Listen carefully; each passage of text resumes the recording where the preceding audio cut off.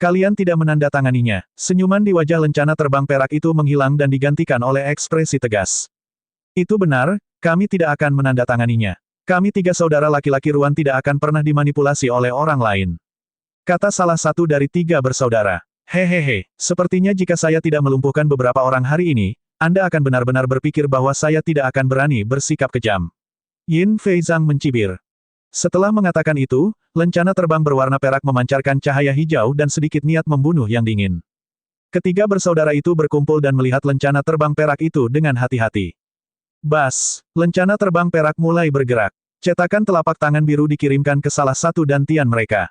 Ledakan, si kembar tiga berteriak pada saat bersamaan.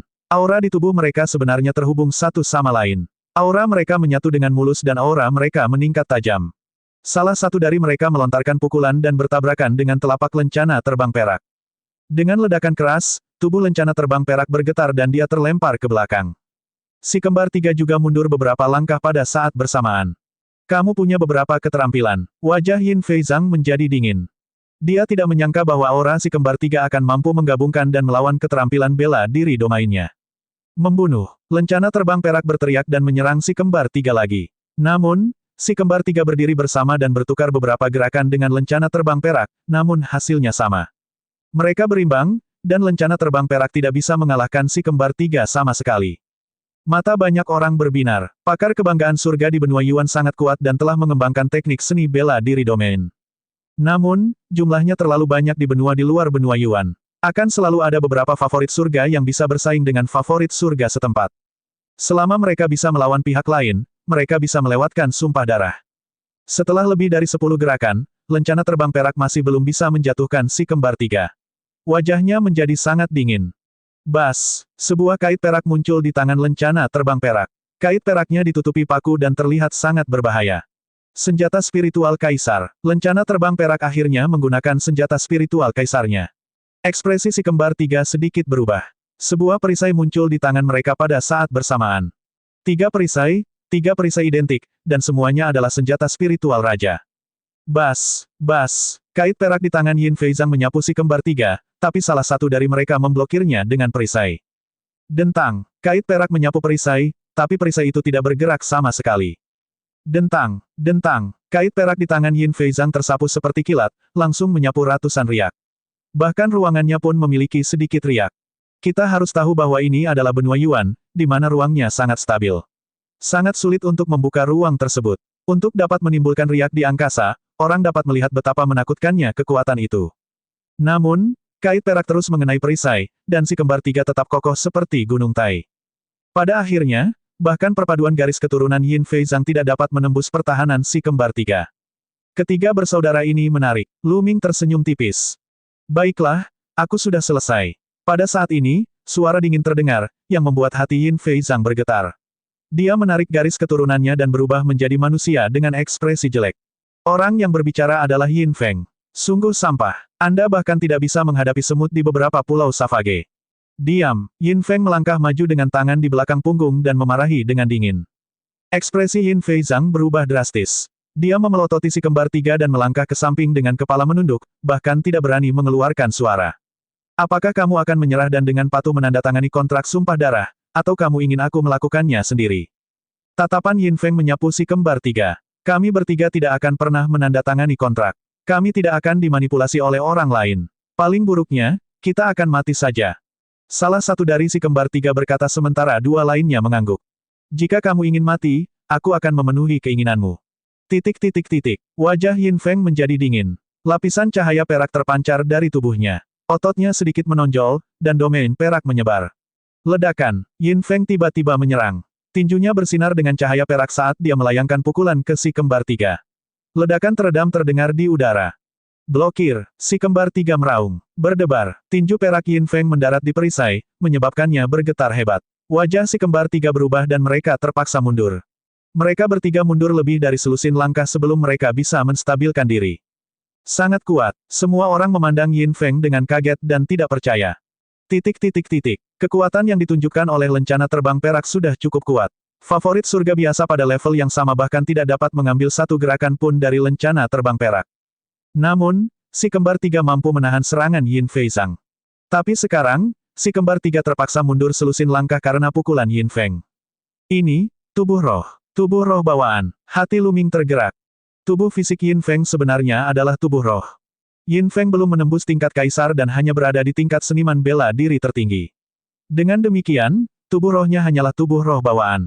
Lu Ming memikirkan Disian dari keluarga Di, yang juga memiliki tubuh roh bawaan dan kekuatan tempur yang luar biasa. Terlebih lagi, begitu tubuh roh bawaan memasuki alam bela diri kerajaan, ia bisa berubah dan menjadi lebih kuat dan lebih menakjubkan. Tidak heran Yin Feng ini begitu sombong.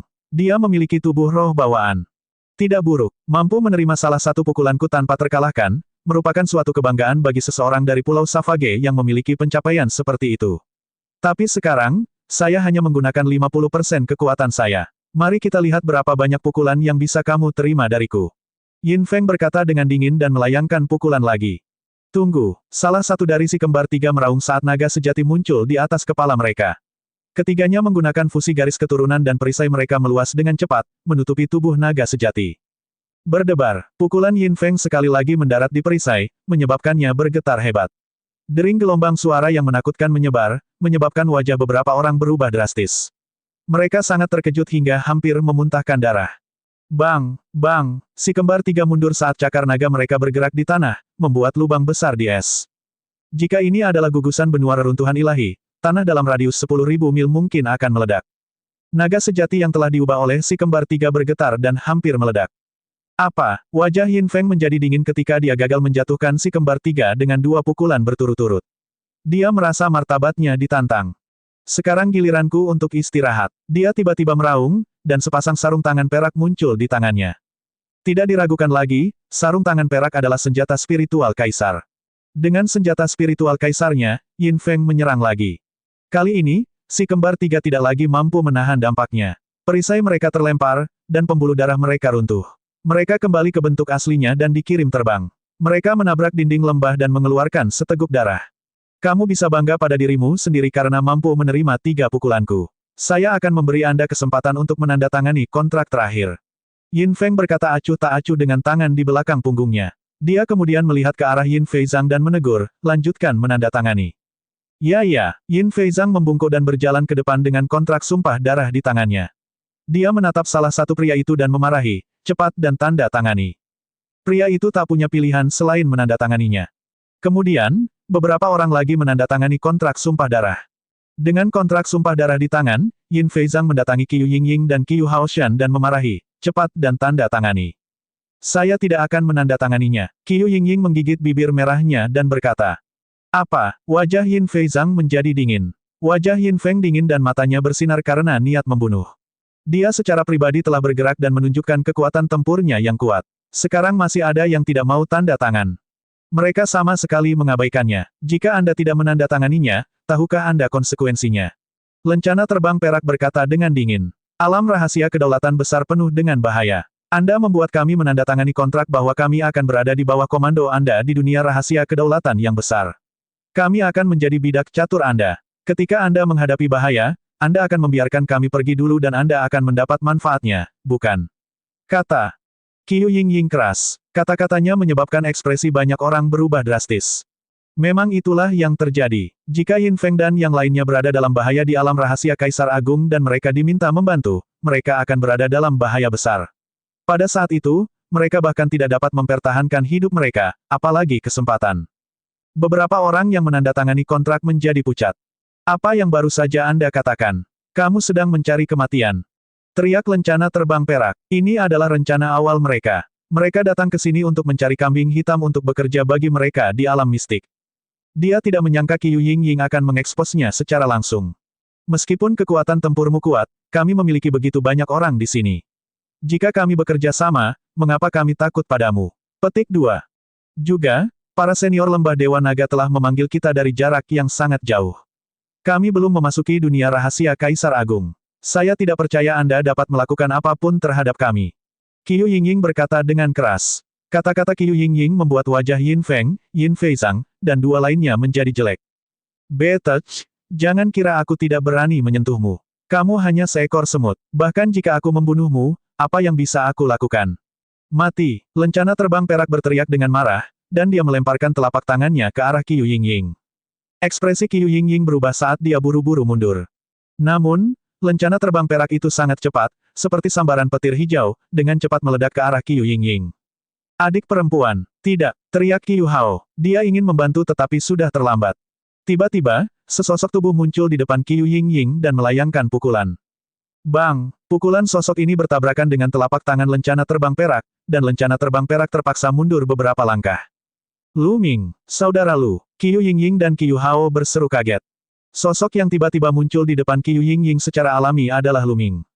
Sebelumnya, Lu Ming belum bergerak. Karena dia tidak perlu melakukan itu. Dia tidak mengenal orang lain di tempat kejadian, jadi mengapa dia harus bergerak? Namun, sekarang setelah Qiu Yingying terlibat, Lu Ming tidak punya pilihan selain mengambil tindakan. Berat, kamu berani menyerangku. Lencana terbang perak menatap Lu Ming dengan dingin. Kamu berani. Kamu pikir kamu siapa? Kenapa aku tidak berani? Lelucon yang luar biasa. Lu Ming tersenyum tipis. Mendengar ini, ekspresi Yin Fei Zhang membeku sesaat. Kemudian, dia mengungkapkan niat membunuh yang ganas dan berteriak, mati. Kait perak muncul kembali di tangannya dan dia menyapukannya ke arah Lu Ming. Dia memutuskan untuk membunuh Lu Ming sebagai peringatan bagi orang lain. Enyah, 9 aliran kekuatan naga meledak saat dia mengaktifkan penjara yang menekan seni surgawi dan meninju. Ledakan, kekuatan tinju yang menakutkan meledak dengan suara yang memekakkan telinga, mengguncang kehampaan. Ekspresi lencana terbang perak berubah drastis. Dia merasakan kekuatan mengerikan mengalir ke arahnya dengan kekuatan yang tak terhentikan. Tubuhnya bergetar hebat dan dia terlempar ke belakang. Bang! Tubuh lencana terbang perak menghantam dinding es, dan dia memuntahkan seteguk darah dengan suara patah tulang. His. Serangkaian helaan napas terdengar di tempat tersebut. Banyak orang tercengang saat melihat Lu Ming. Lu Ming sebenarnya telah melukai lencana terbang perak itu dengan satu pukulan. Baru saja, kekuatan tempur lencana terbang perak terlihat jelas bagi semua orang. Itu benar-benar kuat. Itu telah mengembangkan teknik seni bela diri tipe domain dan jauh melebihi keajaiban pada level yang sama. Namun, ia bahkan tidak dapat menahan satu gerakan pun dari Lu Ming. Kontrasnya terlalu besar. Ternyata ada orang yang sangat kuat di antara mereka. Qiu Yingying dan Qiu Hao juga tercengang. Seperti yang diharapkan dari seseorang yang telah membangkitkan garis keturunan 9 naga. Mata indah Qiu Yingying bersinar dengan cahaya kristal. Ah, bocah nakal. Aku akan membunuhmu. Lencana terbang perak itu meraung dan berjuang untuk bangkit. Bas. Namun, sesosok muncul dan Lu Ming muncul di depan lencana terbang perak. Dia meraih leher lencana terbang perak dan membantingnya ke dinding es. Ledakan. Dinding es mengeluarkan suara yang keras. Lencana terbang berwarna perak seperti kodok yang terkena batu bata. Ia mengeluarkan jeritan aneh dan darah mengalir keluar dari mulut dan hidungnya. Untuk apa kamu berteriak? Apakah kamu benar-benar berpikir kamu kuat? Kaulah yang menyebut orang lain sampah dan semut. Di mataku, kamulah semutnya. Lu Ming berkata dengan acuh tak acuh. Lencana terbang perak berjuang mati-matian di tangan Lu Ming, tapi ia tidak berdaya seperti anak ayam kecil yang lemah. Kamu pikir kamu lebih unggul. Anda baru saja lahir di benua Yuan dan telah mengembangkan teknik bela diri domain. Selain teknik bela diri domain, siapa lagi di sini yang lebih buruk darimu? Lu Ming melanjutkan. Hal ini membuat banyak orang mengepalkan tangan, dan rasa percaya diri mereka yang sempat terpukul pun kembali. Benar, lencana terbang perak hanya mengembangkan teknik domain. Bakatnya mungkin tidak lebih baik dari mereka. Di masa depan, jika mereka juga berlatih dan memahami teknik seni bela diri, bagaimana mereka bisa lebih buruk daripada lencana terbang perak? Itu hanyalah keuntungan sementara. Orang-orang ini adalah orang-orang jenius terbaik di benua masing-masing. Mereka memiliki pikiran yang kuat dan dengan cepat mendapatkan kembali kepercayaan diri mereka. Lepaskan dia. Pada saat ini, suara yang sangat dingin datang dari belakang Lu Ming. Itu adalah Yin Feng. Pada saat ini, tubuh Yin Feng ditutupi lapisan cahaya perak. Bahkan matanya bersinar dengan cahaya perak. Niat membunuh yang menusuk tulang keluar dari tubuhnya. Lu Ming mencengkeram leher Yin Fei Zhang dan menoleh untuk melihat Yin Feng dengan senyum tipis. Kamu cukup berani, dan kekuatan tempurmu tidak buruk. Namun, karena kamu begitu sombong saat datang ke lembah Dewa Naga, akhirmu akan menyedihkan. Yin Feng berkata dengan dingin. Dia memandang Lu Ming seolah sedang melihat orang mati. Arogan, hehe, jadi maksudmu aku akan diganggu olehmu dan aku bahkan tidak bisa menolaknya. Kalau saya menolak, itu namanya arogansi. Apakah itu logika babi? Lu Ming mencibir. Wajah Yin Feng menjadi lebih dingin dan niat membunuhnya sangat menusuk tulang. Sejak kamu mengucapkan kata-kata itu, kamu sudah mati. Tidak ada yang bisa menyelamatkanmu. Oh. Apakah itu? Saya tidak tahu berapa banyak orang yang mengatakan hal ini kepada saya sejak saya mulai berkultivasi, tetapi pada akhirnya mereka semua menjadi ikan mati. Saya harap Anda tidak menjadi yang berikutnya. Lu Ming mencibir. Jangan bandingkan aku dengan semut yang kamu temui. Kata Yin Feng. Hehe, di mataku, kamu bahkan tidak sebaik semut. Juga, tidak perlu menepati kontrak sumpah darah ini. Lu Ming melemparkan lencana terbang perak itu jauh-jauh dan memegang kontrak sumpah darah di tangannya. Kamu berani, teriak Yin Feng. Saya sangat takut. Lu Ming mencibir. Inti esensialnya meledak dan kontrak sumpah darah berubah menjadi abu. Kamu mencari kematian. Yin Feng meraung dan seluruh tubuhnya tampak berubah menjadi bola cahaya perak saat dia menyerang ke arah Lu Ming. Ledakan. Dia melayangkan pukulan, dan kekuatan tinju perak diarahkan ke kepala Lu Ming. Lu Ming, hati-hati. Dari belakang, Qiu Yingying berseru dengan cemas. Lu Ming tersenyum dan melayangkan pukulan. Bang! Kedua tinju itu bertemu, dan seperti sambaran petir, seluruh lembah dipenuhi dengan suara gemuruh yang keras. Sesosok terpaksa mundur. Setiap langkah yang diambilnya meninggalkan lubang besar di tanah. Itu adalah Yin Feng. Orang yang mundur adalah Yin Feng. Membunuh. Yin Feng terdorong mundur oleh serangan itu. Dia melolong ke langit dan tubuhnya ditutupi cahaya perak seolah-olah dia telah berubah menjadi orang berwarna perak. Kekuatan wilayah dan tubuh rohnya diaktifkan secara ekstrim. Dia mengenakan sarung tangan kaisar lagi dan melayangkan pukulan ke arah Lu Ming. Sangat kuat. Kekuatan pukulan ini membuat yang lain menjadi pucat karena ketakutan saat mereka merasakan guncangan yang kuat. Yin Feng terlalu kuat. Mereka merasa jika mereka berada di tempatnya, mereka bahkan tidak akan memiliki tulang tersisa ketika menghadapi pukulan Yin Feng. Dia memang sangat kuat. Ini adalah pemikiran Lu Ming. Lu Ming merasa Yin Feng lebih kuat dari Disian yang pernah dia temui sebelumnya. Namun, apa yang perlu ditakutkan Lu Ming? Tahap awal dari alam kekacauan menutupi tinjunya. Dia meninju, dan bayangan prasasti penekan penjara muncul di tinjunya. Ledakan. Kedua tinju itu bertemu untuk kedua kalinya. Cahaya menyilaukan muncul dari tempat mereka berdua berdiri. Mata semua orang terbuka lebar saat mereka menatap mereka berdua. Siapa yang akan menang? Bang! Cahaya itu meledak, dan sesosok tubuh terlempar jauh, menghantam dinding es lembah. Itu Yin Feng. Itu dia tersesat. Adegan itu menjadi gempar. Bagaimana mungkin? Bagaimana ini mungkin? Di sampingnya, pemuda lain yang datang bersama Yin Feng dan Yin Feizang membelalak tak percaya. Mereka merasa seperti sedang bermimpi dan tidak percaya dengan apa yang terjadi. Yin Feng adalah surga favorit yang terkenal di lembah Dewa Naga. Dia memiliki tubuh roh bawaan dan kekuatan tempur yang tak tertandingi. Tidak banyak yang bisa menandinginya di level yang sama. Tapi sekarang, dia telah dikalahkan oleh orang-orang dari Pulau Savage. Terlebih lagi, itu adalah kekalahan telak. Bagaimana seseorang dari pulau terpencil bisa sekuat itu? Membunuh. Aku akan menghancurkanmu. Yin Feng sudah benar-benar gila. Naga sejati berwarna perak muncul di atas kepalanya. Yin Feng melakukan penggabungan garis keturunan dan berubah menjadi naga perak sejati yang menerkam Lu Ming dengan marah. Apakah berguna menjadi gila? Lu Ming mencibir. Dia membubung ke langit dan meninju dengan kedua tinjunya. Ledakan. Ledakan. Domain kekacauan awal, yang beratnya ratusan juta kati, menghantam naga perak sejati. Naga perak itu meraung dan berguling di langit. Namun, setelah beberapa gerakan, tubuh naga perak bergetar dan retakan muncul sebelum meledak. Di dalam cahaya perak, tubuh utama Yin Feng muncul. 9 naga menginjak-injak langit. Lu Ming melihat ke bawah dari atas dan mengambil 9 langkah. Ke-9 langkah itu mendarat di wajah Yin Feng, meninggalkan 9 jejak sepatu. Tubuh Yin Feng jatuh dengan keras ke tanah dan dia memuntahkan seteguk darah. Bagaimana perasaanmu diinjak oleh semut yang kamu bicarakan? Lu Ming berkata dengan dingin. Kata-katanya membuat dada Yin Feng menegang, dan dia mengeluarkan seteguk darah lagi. Auranya sangat lemah. Dia sangat marah. Seluruh tubuh Yin Feng tampak terbakar amarah dan dipenuhi dengan niat membunuh yang gila. Dia sebenarnya telah diinjak seekor semut. Jika masalah ini menyebar, dia pasti akan menjadi bahan tertawaan lembah Dewa Naga dan diejek oleh para pesaingnya. Semua ini karena kekalahannya dari Lu Ming. Dia tidak sabar untuk mencabik-cabik Lu Ming. Sekarang, pergilah, Lu Ming berkata dengan dingin. Jika tempat ini bukan lembah Dewa Naga, dia tidak akan membiarkan Yin Feng pergi. Dia akan membunuhnya dan tidak membiarkan seorang pun hidup. Namun, ini adalah lembah Dewa Naga. Lu Ming baru saja tiba di sini. Terlebih lagi, latar belakang Yin Feng jelas tidak sederhana. Jika Lu Ming membunuh Yin Feng di depan semua orang, dia pasti akan membalas dendam dan berada dalam bahaya. Oleh karena itu, Lu Ming melepaskan Yin Feng. Bajingan, tunggu saja, tunggu saja. Setelah Yin Feng mengatakan itu, dia pergi bersama Yin Feizang dan yang lainnya. Lu Ming, kamu telah menyinggung Yin Feng.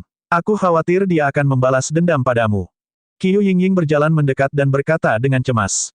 Tidak apa-apa, saya tidak membunuh Yin Feng. Aku hanya melukainya. Ini pertarungan antar teman sebaya.